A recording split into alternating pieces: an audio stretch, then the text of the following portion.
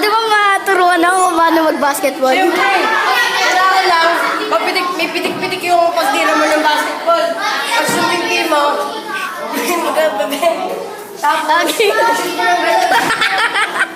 may hangin, nakabukas pinto.